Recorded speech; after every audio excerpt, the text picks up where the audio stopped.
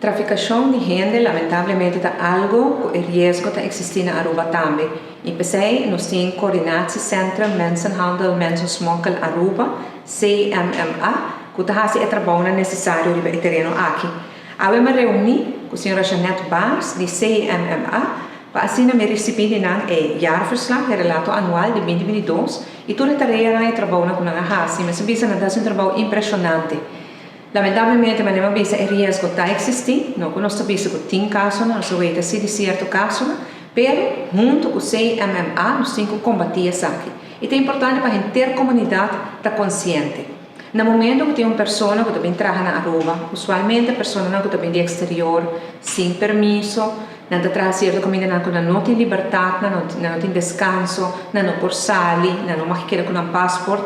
Tudo isso é uma indicação que pode estar tratando de tipo de abuso aqui de mensenhandel ou mensensmokkel. E pensei, nós cada está alerta.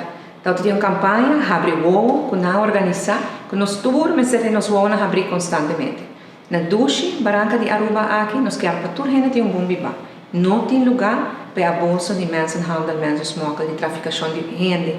Pois de que não, a invitação também na intercomunidade, para nós estar alerta.